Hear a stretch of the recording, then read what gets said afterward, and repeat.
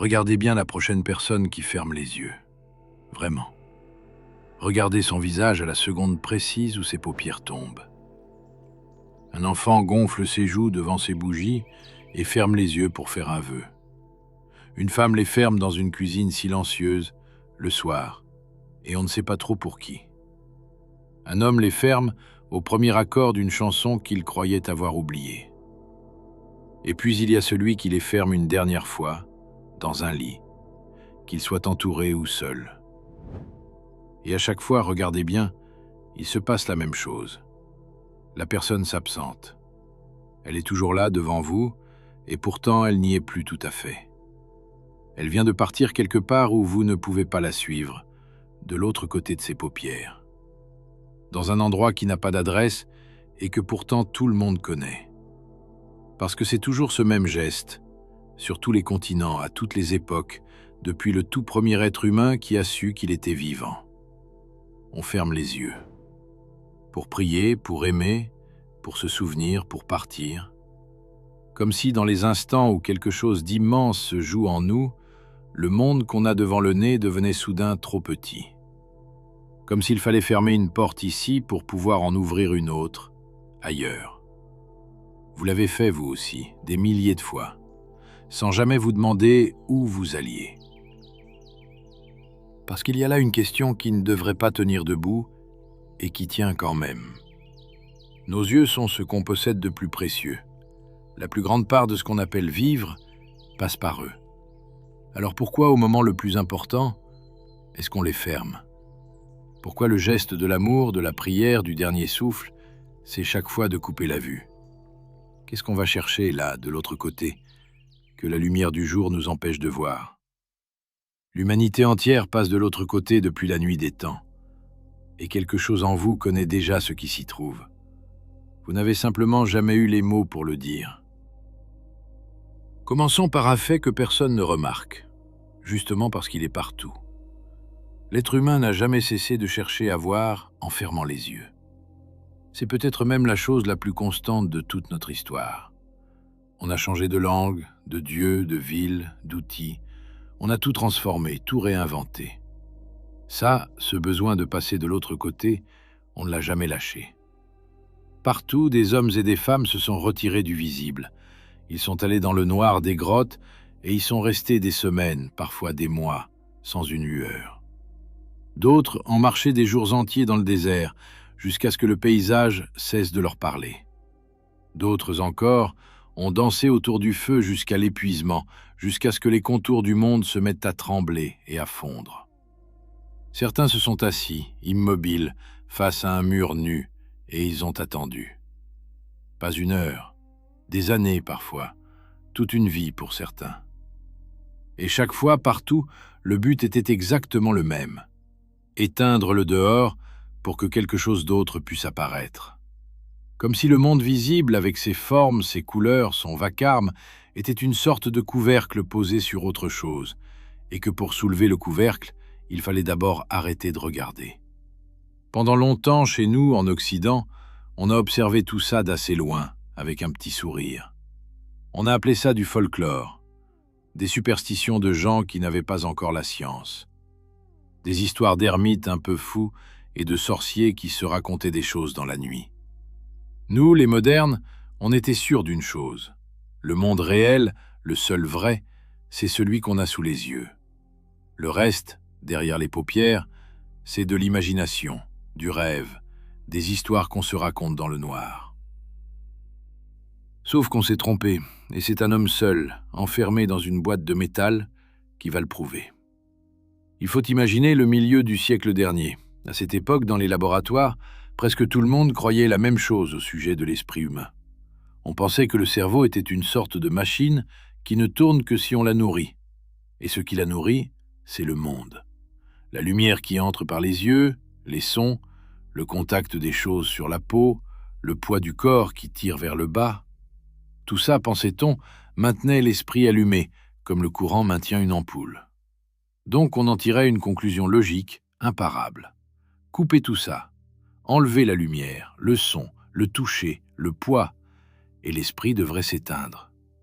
Privé de monde, Le cerveau devait tomber endormi ou plongé dans une nuit vide. C'était l'évidence même. Pas de monde, pas de conscience. Un homme a voulu vérifier. Il s'appelait John Lilly. Et au lieu de demander à quelqu'un d'autre de tenter l'expérience, il a décidé de devenir lui-même le cobaye. C'est important ça, parce que ce qu'il cherchait, on ne peut pas le voir de l'extérieur, sur un écran ou dans des chiffres. On ne peut que le vivre de l'intérieur, dans sa propre tête. Alors il a construit quelque chose qui n'existait pas encore, une sorte de sarcophage, une cuve fermée, étanche, pensée pour retirer à un être humain tout accès au monde. Au début, il s'y immerge debout, un masque sur le visage pour respirer, dans le noir et le silence complet. Et tout de suite, quelque chose remue en lui, quelque chose commence. Mais il est mal installé, son corps tire, le masque le gêne, il n'arrive pas à lâcher tout à fait. Il ressort. Alors il recommence, il repense tout, de zéro. Cette fois, il remplit la cuve d'eau et il y verse une quantité énorme de sel. Assez pour que le corps flotte tout seul, sans le moindre effort, sans avoir à se tenir, comme porté. Il chauffe l'eau pile à la température de la peau, ce point exact où on ne sent plus la limite entre le dehors et le dedans. Plus de lumière, plus de son. Plus de poids non plus, puisqu'on flotte. Et ni chaud ni froid, parce que l'eau a précisément la chaleur du corps. Pour la première fois, un être humain se retrouve presque entièrement coupé du monde, tout en restant parfaitement éveillé. Alors là, la machine cérébrale aurait dû s'éteindre.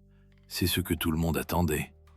Le noir, le sommeil, le vide.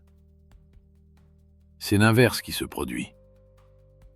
Lilly recommence des dizaines, puis des centaines de fois. Et il note tout, étape par étape, avec le sérieux de quelqu'un qui sait qu'il explore une terre que personne n'a jamais cartographiée. D'abord, il ne se passe pas grand-chose. L'esprit continue de tourner comme en plein jour, les pensées de la veille, la liste de ce qu'il faut faire demain, une dispute pas digérée, un souci d'argent, le bavardage habituel. Celui que vous avez là tout de suite, en m'écoutant, et qui ne s'arrête presque jamais. Ce fond sonore permanent dans la tête qu'on a fini par confondre avec soi-même. Puis, doucement, ce bavardage se fatigue. Il ralentit, il se calme. Et il se passe une première chose étrange. Privé de toute nourriture, l'esprit ne s'endort pas du tout. Il a faim.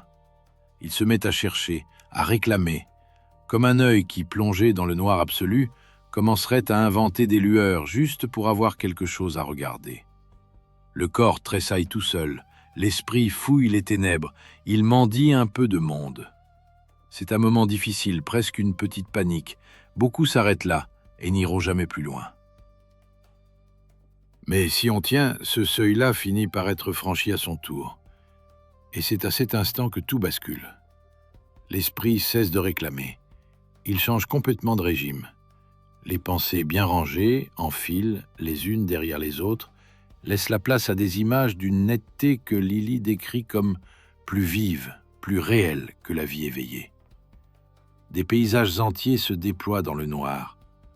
Le temps se dilate. Une minute devient une heure. Et lui, le scientifique, l'homme rationnel qui voulait juste vérifier une vieille théorie, se retrouve réduit à un point de pure conscience, suspendu hors du temps, au milieu d'une immense clarté. Vivant. Plus vivant même que d'habitude.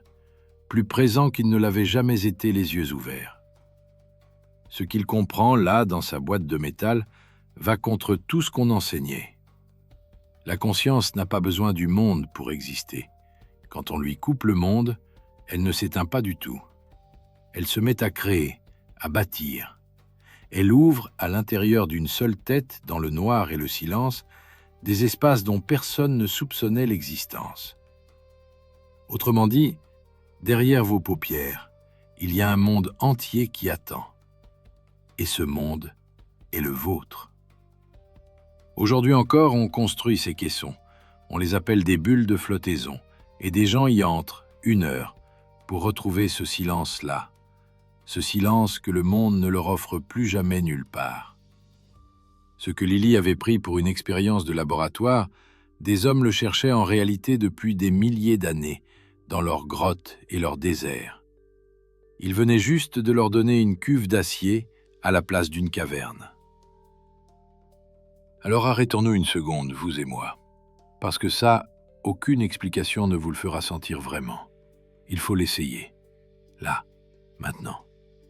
Fermez les yeux, juste une seconde. Si vous conduisez ou si vous marchez dans la rue, surtout ne le faites pas, écoutez seulement, vous le ferez plus tard. Mais si vous le pouvez, fermez-les pour de bon. Qu'est-ce qui s'est passé? Le monde n'a pas disparu. Vous l'entendez encore? Vous le sentez encore tout autour? Non, ce qui a changé, c'est ailleurs. C'est vous qui êtes apparu, d'un coup. Au moment où le visible s'est éteint, vous vous êtes senti là, présent, à l'intérieur, d'une manière que vous aviez peut-être oubliée depuis longtemps.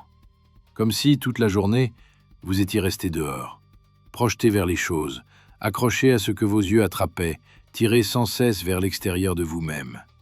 Et qu'en fermant les yeux, juste une seconde, vous étiez enfin rentré chez vous.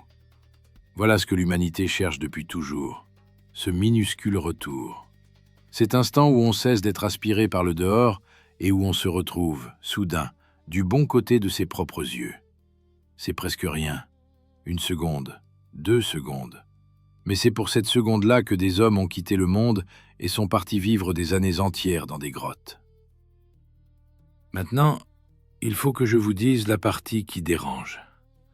Celle qui explique pourquoi, si c'est si simple, presque personne ne le fait vraiment. Ce qu'on trouve là, derrière les paupières, n'est pas toujours doux. Au début, souvent, c'est même franchement difficile. Parce que quand le monde se tait enfin, ce qui remonte à la surface, c'est tout ce que le bruit recouvrait. Les choses qu'on ne s'est pas dites, les visages qu'on évite, et toutes ces questions qu'on repousse depuis des mois en se tenant occupés. Le silence ne fabrique rien de tout ça, il était déjà là. Il enlève juste le couvercle. Et ce qu'il y a en dessous se met à parler, parfois fort. Donc fermer les yeux pour de vrai, c'est se retrouver seul avec soi. Et soyons honnêtes, vous et moi, c'est l'une des choses dont l'être humain a le plus peur au monde. Regardez seulement comment on vit. Au premier silence, la main part vers un écran. Au premier moment de vide, dans une file d'attente, dans un ascenseur, à un feu rouge, on cherche déjà quelque chose à regarder. On a réussi un exploit, nous les modernes. On a fait en sorte qu'il n'y ait plus jamais, nulle part, le moindre petit instant de rien. Il y a toujours une image qui nous attend, un son, une nouvelle chose à voir, une lumière qui clignote. On a soigneusement bouché tous les trous, tous les silences. Et on appelle ça être connecté. Moi, je crois qu'on est surtout devenu très très doué pour ne jamais avoir à fermer les yeux. Parce que tant que vos yeux restent ouverts et accrochés à quelque chose, vous n'avez pas à vous rencontrer. Vous êtes dehors, occupé, distrait, tranquille. Le monde visible, avec tout ce qu'il nous donne sans arrêt à regarder, c'est peut-être le plus grand endroit où se cacher qu'on n'ait jamais inventé. Et on se cache de quoi, au juste? De ce qui nous attend de l'autre côté? De ce silence où on redevient quelqu'un? Et de cette porte qu'on n'ose plus ouvrir? Et là, il y a une question qui fait un peu froid dans le dos. Une question qu'il vaut mieux poser tout doucement. Et si vous aviez passé une grande partie de votre vie les yeux grands ouverts, précisément pour ne jamais voir l'essentiel? Repensez à la dernière fois où vous avez fermé les yeux sans dormir. Pas pour vous reposer, ni pour récupérer avant la suite, ni parce que vous tombiez de fatigue. Juste pour être là, 1 minute. À ne rien attendre, à ne rien chercher, à simplement vous tenir compagnie à vous-même. Prenez le temps. Cherchez vraiment ce souvenir. Pour beaucoup d'entre nous, il ne vient pas, ou alors il faut remonter loin, très loin. L'enfance peut-être. Un après-midi d'été allongé dans l'herbe, sans rien à faire et sans personne pour le remarquer. Depuis, il y a toujours eu une raison de garder les yeux ouverts. Toujours quelque chose à finir, à vérifier, à surveiller, à regarder. Et ce trou-là dans la mémoire, cette difficulté à se rappeler la dernière fois, c'est exactement le cœur de cette histoire. On a oublié comment passer de l'autre côté. Fermer les yeux pour dormir, pour se reposer, pour repartir ensuite de plus belle, ça oui, on sait encore le faire. Mais les fermer pour rien, juste pour être là, ça on a désappris. Je vous dis ça sans vous faire la leçon, parce que je suis le premier concerné. Certains soirs, dès qu'un silence s'installe dans une pièce, je sens ma main partir toute seule vers quelque chose à regarder. Un réflexe. Comme si le vide, même de quelques secondes, était une chose à fuir absolument. On a tous un peu peur, je crois, de ce qu'on trouverait si on s'arrêtait pour de vrai. Alors on ne s'arrête pas. On garde les yeux ouverts. Et la vie passe devant nous, derrière la vitre, sans qu'on n'entre jamais vraiment à l'intérieur.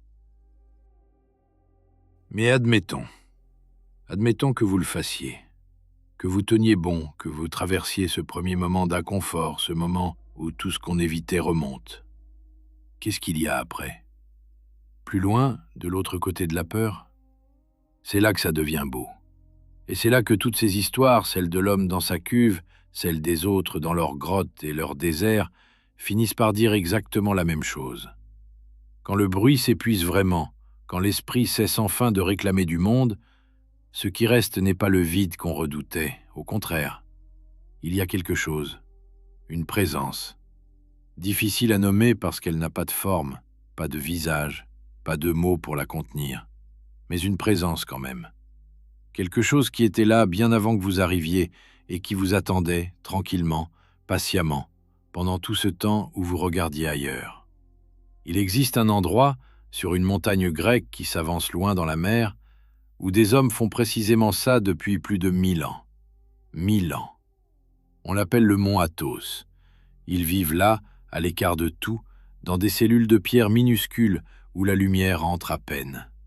Ils s'asseyent, immobiles, ils ralentissent leur souffle jusqu'à presque l'oublier, et ils tiennent leur attention tournée vers le dedans, des nuits entières, des semaines, loin du bruit et loin des images.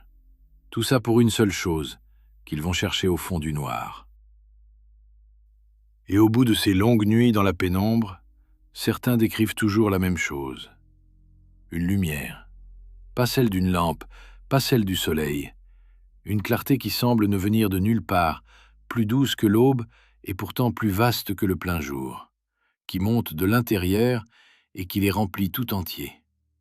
Ils racontent qu'à cet instant, le temps cesse d'exister, qu'ils ne se sentent plus seuls du tout, qu'ils touchent quelque chose d'immense et que ce quelque chose, depuis toujours, semblait n'attendre qu'eux.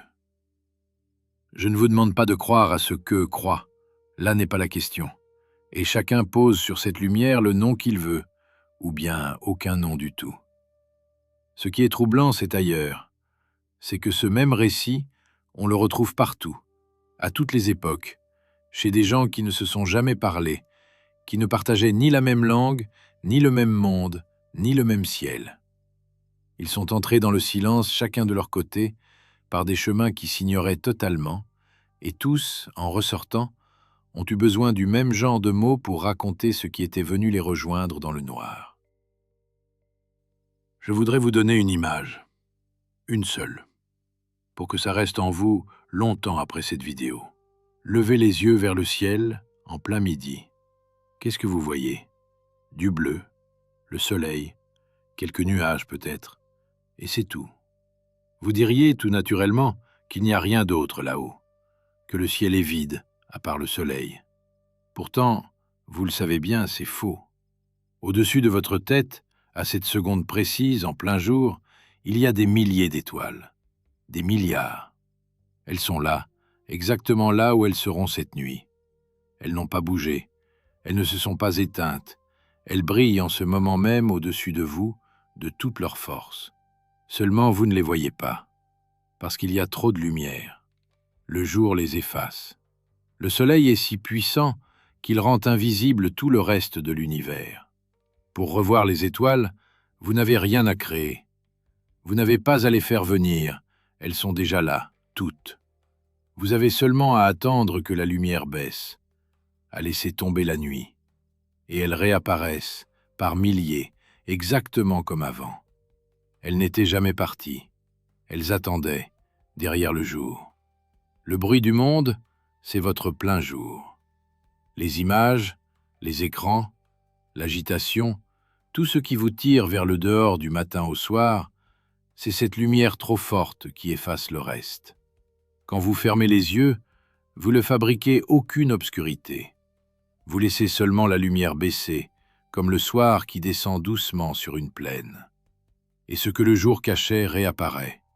Ce qui était là depuis le début et qu'on couvrait sans même le savoir. Mais cette présence qui nous attend dans le noir, il faut que je vous dise ce que c'est. Ou plutôt, laissez-moi vous raconter une histoire, la plus vieille de toutes, celle que vous avez vécue vous aussi, même si vous ne vous en souvenez plus. Au tout début de chaque vie, il y a la même scène. Un être minuscule vient d'arriver dans un monde beaucoup trop grand pour lui. Trop de lumière, trop de bruit, trop de tout. Il ne sait rien. Il ne sait même pas où s'arrête son corps et où commence le reste du monde. Et il ignore encore qu'il existe. Et puis on le prend, on le pose contre une poitrine, contre une chaleur, et un cœur qui bat, lentement, juste sous son oreille. Et là, ce tout petit être ferme les yeux, pour la première fois de sa vie. Et dans ce noir, sans un seul mot, sans une seule image, il apprend la première chose, la seule qui compte vraiment. Il est tenu, il est attendu, et il n'est pas seul. Quelqu'un l'aime, déjà, avant qu'il ait rien fait pour ça, avant même d'avoir un nom. C'est là, les yeux fermés contre ce cœur qui bat, qu'on a tous su, une première fois, ce que ça voulait dire d'être aimé, avant de savoir parler, avant de savoir voir, dans le noir tout simplement. Et je crois que c'est ça, au fond, qu'on cherche depuis, toute la vie. Chaque fois qu'on ferme les yeux pour faire un vœu, pour prier, pour écouter une chanson qui nous serre la gorge, on essaie de revenir là, à cette première fois, à cette chaleur d'avant les mots. La présence qui nous attend de l'autre côté de nos paupières, elle a le goût de ce tout premier instant. C'est l'amour qu'on a reçu avant même de pouvoir le comprendre. Et cet amour-là ne s'est jamais perdu. Il est resté, tout au fond, sous le bruit, sous les années, sous tout ce qu'on a cru devenir. Et il y a quelque chose de bouleversant à comprendre ça.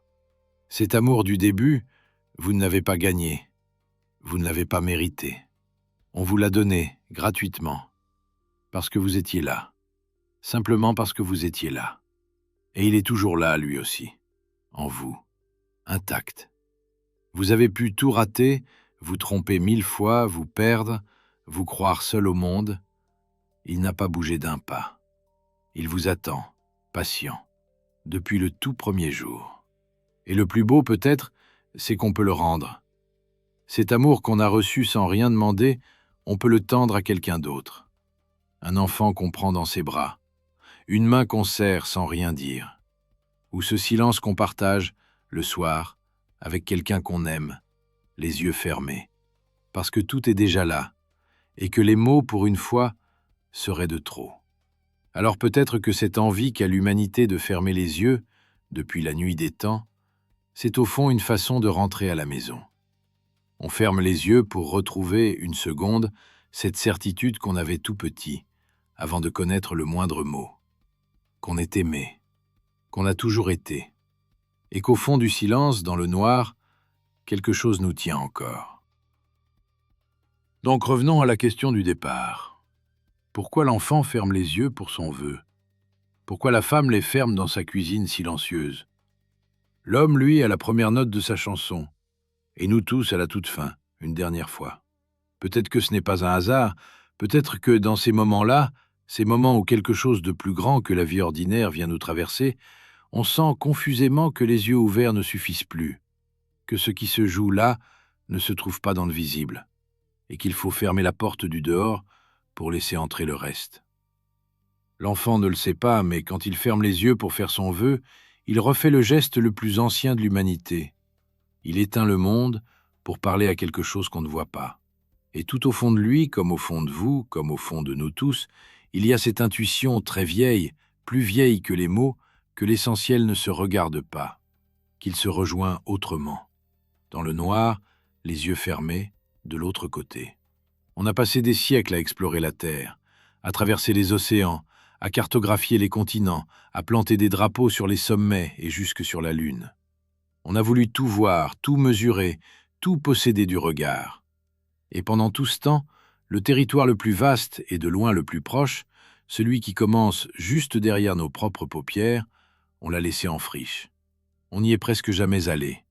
On a eu trop peur d'y entrer seul. Alors je ne vais pas vous dire quoi faire. Ce n'est pas mon rôle, et vous n'avez besoin de personne pour ça. Je vais juste vous laisser avec une chose. Ce soir, quand tout sera retombé, quand il n'y aura plus rien à regarder ni à finir, ne tendez pas tout de suite la main vers un écran. Restez. Fermez les yeux une minute. Pas pour dormir, pas pour vous reposer, juste pour écouter ce qui vous attend de l'autre côté.